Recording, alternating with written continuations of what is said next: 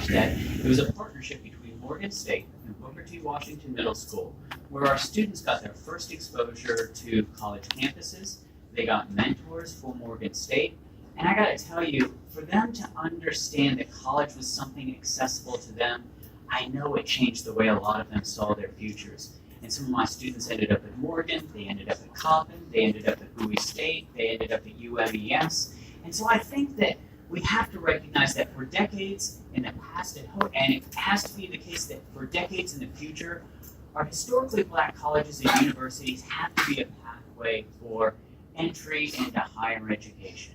And I am committed to making sure that our HBCUs are not merely just the doors open, but they are centers of excellence and growth. Thank you, Tom. We're going to take no break.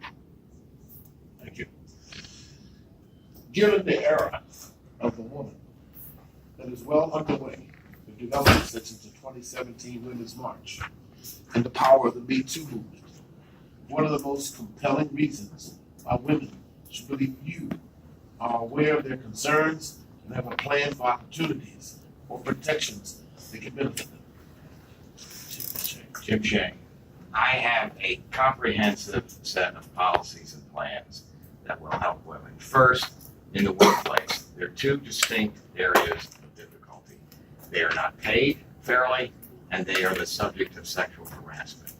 On the pay issue, I will make sure that equal work gets equal pay, but I'll also make sure that women are not shunted into lower paying jobs. They are paid 84 cents on the dollar, and they are entitled to $1 on a dollar.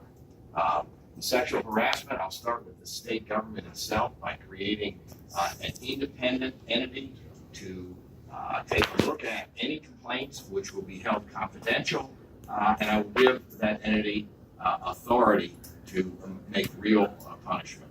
I will look out for women's reproductive rights. When I was chair of Venable, we had a lawsuit that we defended on behalf of a clinic in Northern Virginia. The opponents of the right to choose are very creative, and this creative attorney general in Virginia decided to change the dimensions required of doors and windows of the clinic, which would have put it out of business. We took that suit and we won it. I will be equally vigorous in defending women's reproductive rights. And finally, issues of women's reproductive health. I'll make sure insurance premiums and healthcare costs are appropriate and covered and available to all women. Thank you. Chris. Sure. So this is Krish Vignaranja. Hopefully from my voice you can tell that serving as the initial woman who was running against 8 men, I welcomed and excited to have another woman who is running now. Because the truth is, in the great state of Harriet Tubman and Barbara Mikulski, right now in the state of Maryland, out of 14 federal and statewide offices, so that's 8 congressmen, 2 senators, the attorney general, comptroller, lieutenant governor, and governor, there's not a single woman serving at any of those 14 positions. And that's not just a matter of representation, it's about policy. It's about the fact that we come in 50 out of 50 when it comes to child care subsidies. It's about the fact that as of this last legislative session, when we finally addressed this issue, we were one of 6 states that allowed for rapists to have paternity rights. That lack of women in elected office matters. It is why we're the only campaign that has rolled out in this Me Too era a policy to address sexual harassment and sexual violence in terms of creating an office of sexual harassment and violence, as I mentioned, that is actually in the governor's office to address the backlog of rape kits, to address sexual harassment and the fact that all too often these incidents don't get responded to. I also have promised that we will be addressing the fact that 51% of Marylanders are women, and yet we have a governor who less than a quarter of his cabinet are women. We will have the most representative cabinet that Maryland's history has ever seen. Thank you.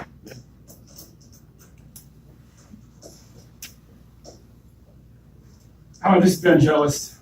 You know, I was proud that when I worked for Amnesty, I helped push through the Prison Rape Elimination Act and expand it to make sure that it included the types of rapes that are committed against women behind bars. And as governor, I will make sure that in Maryland no longer can we use consent as a defense for officers who are accused of raping inmates. As an investor, I'm proud that 68% of the startups that my firm invests in have a Black, Latino, or female founder. And that the fastest growing one, she's all three. She's Afro-Dominicana. And so I know that in Maryland, when it comes to the cabinet, when it comes to contractors, when it comes to compensation, we can do much better. I will have a cabinet that is as diverse as the state and in which every gender is represented. Women show up equally in my cabinet. When it comes to contractors, this 29% goal for the state, when women are 53% of the state and people of color are 48% of the state, should be our floor. We can go much further. When it comes to compensation, we will make sure that women are paid fairly, that they're hired into the best positions fairly, but also that we raise the minimum wage, because disproportionately, women are trying to raise children on the minimum wage in the state, and we have to raise the $15. I'm proud to be endorsed by nurses and teachers as well. Valerie Irvin. For all the women listening to this radio station today, it's a glorious day in Maryland when you have a choice of two women running for governor.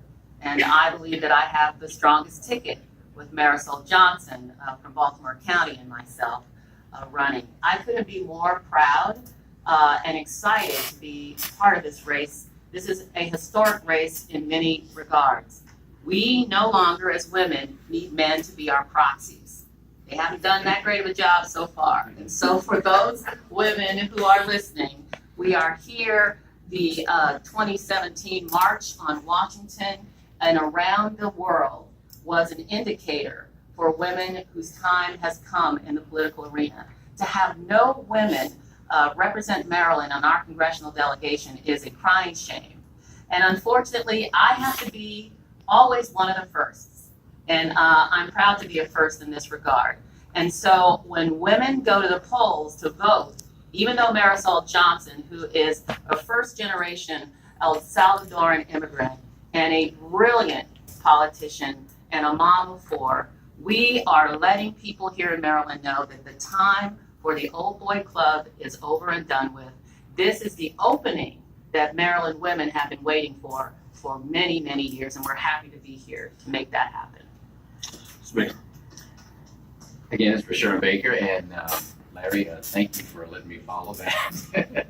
I wanted to say to Valerie and Christian, I'm very proud to have. I think it is historic in Maryland, and it should be reflective in terms of the governor's race and any race in Maryland that we see its rich diversity represented. I'm glad to see it in the governor's race. The first thing I would do, and we laid out this plan as an audit for the state government to make sure that women are paid equally throughout the state. The second thing, and I've done this as county executive, is that the majority of my cabinet, both at the cabinet level and deputy cabinet level, are females. And I think that's important that you show it by leadership. Thirdly, family leave is important. Looking at the act so that we can actually make sure that not only women have the opportunity to be able to take off, but to work. And thirdly, for me, it's focusing on women-owned businesses. And as a county executive, we've done that where we focus on those businesses. As governor, we'll do the same thing because we need to make sure it's represented throughout, not only in the government, but also in the business opportunities. And that's what I would do as governor. Thank you. This is Alec Ross. My feminism has made me unwelcome in a couple countries, actually. I wrote a book called The Industries of the Future, a New York Times bestseller it's been translated into 19 languages. And I didn't set out to write a feminist book, but as I traveled the world, and when I was working for Hillary Clinton, I traveled 951,000 miles to 41 countries. It sort of radicalized me on this issue, and I came to believe very, very deeply that the states and societies that do the most to systematically advantage women in the economy are those that will compete and succeed most effectively. And I was very plain spoken about this, and as I think not about this now in a Maryland context, I believe that as we think about the industries of the future, I'm optimistic about the position of Maryland. Cybersecurity, we're the home of the NSA. The commercialization of genomics, we're the head of the NIH. but I'm less optimistic about how inclusive it's going to be. If you think about innovation over the last 20 years in the technology and the internet world, it's been sort of grotesque. It's a lot of guys. And it's created a culture that I think is very unwelcoming to women. I've tried within my own executive work to cut across the grain of that.